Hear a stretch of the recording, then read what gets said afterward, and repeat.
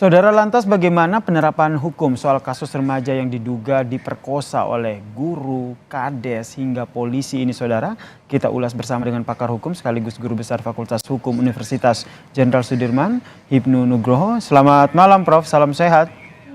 Alhamdulillah, selamat malam Mas. Kalau Ya, kita lihat ini keterangan dari polisi ini dijerat dengan pasal 81 ya, ayat 2 tentang perlindungan anak dan juga ada persetubuhan anak di situ. Ini menurut Anda seperti apa dan penjelasannya sebagaimana? ya, pasal 81 ayat 2 Undang-Undang Perlindungan Anak itu Undang-Undang nomor 23 tahun 2002 ini memang dibuat dalam rangka sebagai lex specialis untuk memberikan perlindungan anak. Siapapun setiap orang yang melakukan persetujuan baik dengan iming-iming, baik dengan tipu daya, kalau nggak salah lihat seperti itu, kemudian pemberian-pemberian yang lain adalah dipidana minimal 5 tahun, maksimal 15 tahun.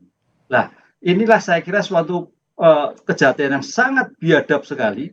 Karena apa? Subjek korbannya itu adalah orang sangat baik, relawan yang sedang membantu pemerintah setempat, pemerintah desa dalam menanggulangi suatu peristiwa adat.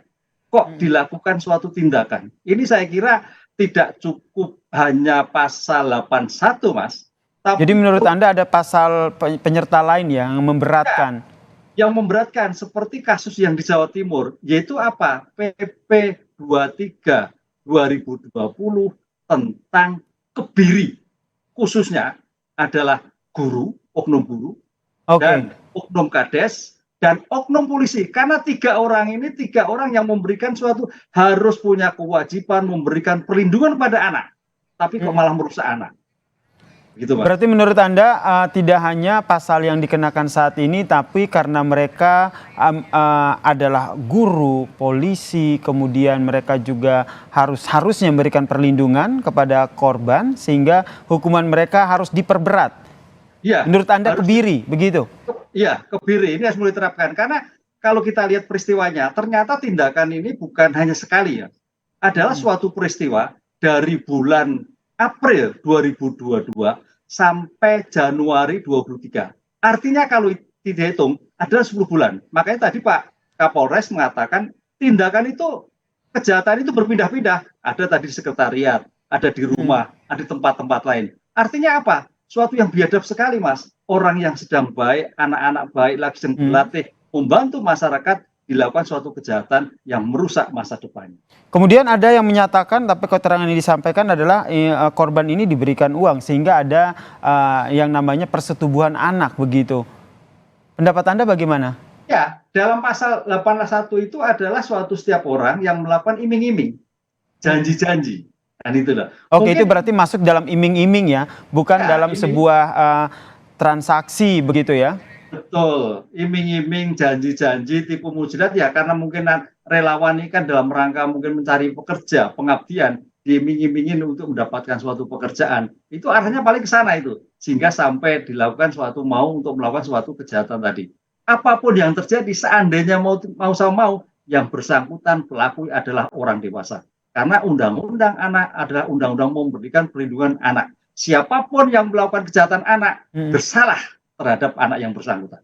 Oke, seperti kata Anda Prof, harus diperberat hukumannya, tidak cukup dengan penjara 15 tahun tapi harus dikebiri begitu. Apa yang harus dilakukan? Bagaimana agar mendorong agar korban ini benar-benar mendapatkan keadilan? Ya, artinya kan itu kalau kita lihat pidana kan oke, rehabilitatif sudah nggak mungkin, tapi adalah retributif, yaitu pembalasan. Pembalasan pidana maksimal, ini nggak boleh main-main ini, maksimal 15 tahun ditambah kebiri. Oleh karena itu, negara selain pidana yang dijatuhkan oleh para pelaku adalah rehabilitasi. Ini yang menjadikan tanggung jawab negara harus hadir, rehabilitasi anak untuk bisa kembali pada masyarakat, untuk bisa menjadi pada cita-cita ke depan. Sehingga menjadi trauma yang luar biasa. Kalau kita lihat suatu peristiwanya. Oleh karena itu dalam seperti ini, negara hadir, Polda hadir dalam rangka untuk mencegah. Tokoh-tokoh masyarakat demikian juga. harus merupakan hadir. Karena ini juga merupakan bagian kepedulian. Ketika ada hal yang sangat mengkhawatirkan, ya harus dekat mungkin dicegah. Dan saat ini yang tengah dilakukan KPAI ya untuk memenuhi apa saja menjadi hak-hak dari korban. Menurut Prof sendiri, selain itu apa lagi yang menjadi catatan ataupun fokus dalam penanganan kasus ini? Fokus karena yang biasanya itu kasus anak adalah bagaimana menumbuhkan sikap mental anak, trauma terhadap anak, sehingga ketika nanti sudah sampai pada umur tertentu, bagaimana pendampingan ini tidak hanya cukup sekali, tapi pendampingan ini sampai suatu anak itu betul-betul lepas dari tekanan suatu psikologi. Ini yang cukup biaya mahal dan waktu yang lama. Bagaimana meningkatkan anak? Negara hadir, Mas. Tanpa itu kasihan ya anak sebenarnya. Oke, negara harus hadir, termaksud polisi yang saat ini tengah mengusut kasus ini. Menurut Anda, apakah hukuman diperberat, termasuk kebiri tadi akan berlaku untuk para tersangka ini dalam proses hukum ke depan?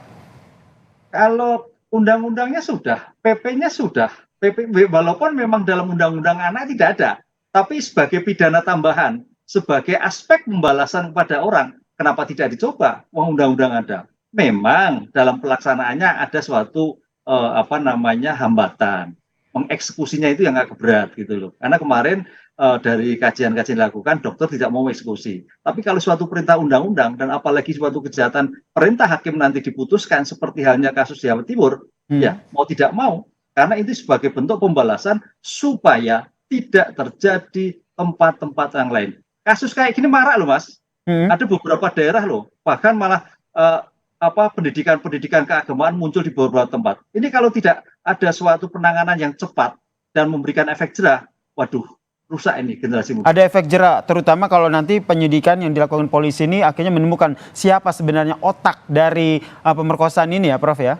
Ya, makanya harus kita kawal ini. Kita kawal ini, walaupun daerah Sulawesi Sulawesi Tengah, ya kita kawal. Karena ini suatu miniatur yang ternyata tidak ada di Sulawesi Tengah, tapi ada beberapa tempat juga seperti itu. Terlebih pelakunya diduga adalah oknum polisi dan juga guru. Terima kasih Prof Hipnu, kita kawal kasus ini bersama sehingga keadilan benar-benar tercipta untuk korban. Sekali lagi terima kasih Guru Besar Fakultas Hukum Universitas Jenderal Sudirman, Prof Hipnu telah bergabung bersama kami di Kompas Malam.